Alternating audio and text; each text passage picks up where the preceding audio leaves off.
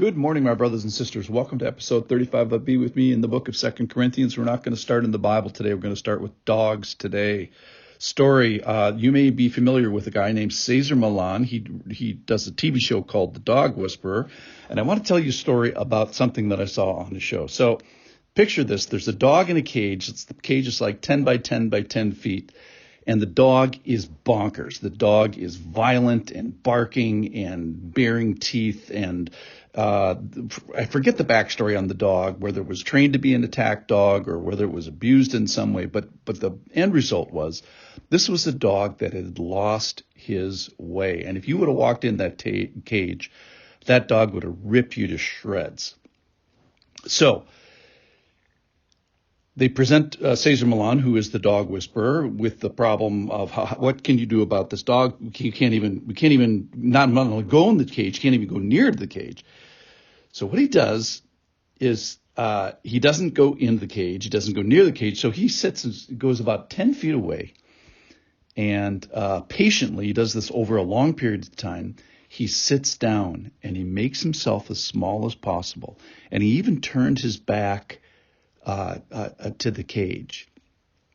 And then the dog would go crazy and was biting the chain links and was trying to attack him, even though he was 10 feet away.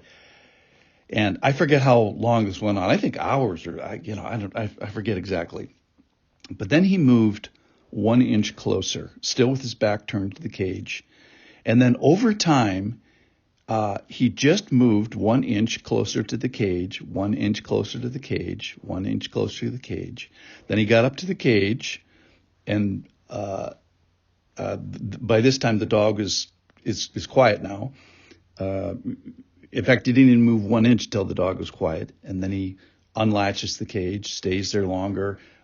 Then he opens the cage, stays there, and then he moves his body into the cage, and he kind of like sits in the corner of the dog's cage and lets the dog get used to him. And then finally, I forget, makes some contact, makes a touch with the dog, and then in a sense exerts his power. So Cesar Millan is the most powerful dog person in the world, smartest, wisest. And then eventually the dog would listen to him, and then he trains his dog and saves the dog. Similarly, today we're going to find out Paul turns himself into the dog whisperer. Why? Because Christ did the same way. Listen here, it's in 2 Corinthians chapter 10. I myself, Paul, entreat you by the meekness and gentleness of Christ, by the meekness and gentleness of Cesar Millan. I, who am humble when face to face with you, but bold to you when I am away. I beg you that when I am present, I may not have to show boldness with such confidence as I count on showing against some who suspect us of walking according to the flesh. For though we walk in the flesh, we are not waging war according to the flesh. For the weapons of our warfare are not of the flesh, but have divine power to destroy strongholds. We destroy arguments and every lofty opinion raised against the knowledge of God, and take every thought captive to Christ, being ready to punish every disobedience when your obedience is complete. So here, I want to talk about this posture of humility while having this position of authority. And Paul says right off the bat, he says, I, Paul, myself, entreat you by the meekness and gentleness of Christ. So recommend to you this book Dane Ortland wrote. It called Gentle and Lowly. And it's a whole book based on one verse, which is Matthew 11:29, which Jesus says in 85 chapters of New Testament gospel, he says only one verse talks about his heart. And he says, I am gentle and lowly. Gentleness meaning meek, not harsh, not trigger happy, not easily exasperated, patient, lowly, humble, accessible, humility of bearing, open, welcoming, understanding. Similarly, don't misunderstand this posture of meekness and humbleness in Christ to be one of two things. It's not powerlessness. It's Christ and Paul and Cesar Millan are all given like ultimate power, ultimate authority.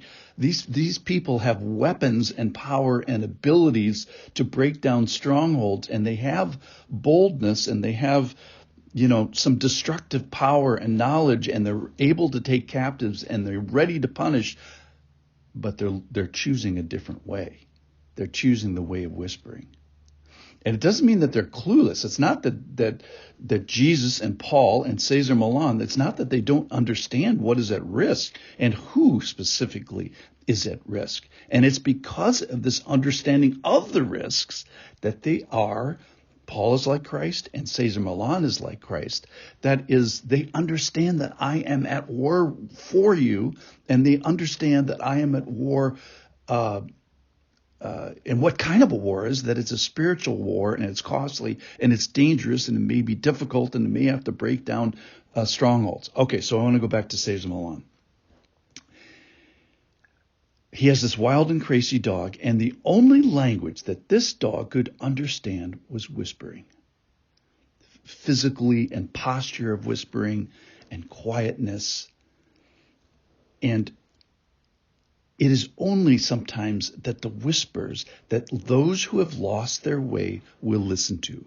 So the story I told you was a dog who lost his way, and it could only listen to the language of whispering. Similarly, that for those of us who have lost our way and are fighting and biting, baring our teeth and fighting against God, often it is only in the whispers that we will best listen to.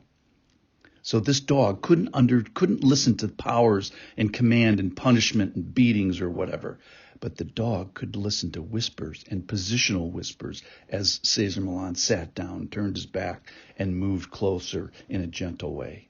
So what Paul is saying here, he says, I have ultimate power, and I know that there's a war at stake, and I know that I've been given all this authority and positional authority, and what I'm going to choose to do is I'm going to choose to whisper. And I'm asking you, I'm begging you, I'm entreating you. Those are words he uses. He says, please listen. I am gentle and lowly like Christ. I am whispering so that you will listen. I am entreating you. I'm begging you. I'm urging you to look. I'm reminding you of stuff that you already know before it's too late. I'm whispering because it's the only language that you're going to listen to. Thanks for listening to the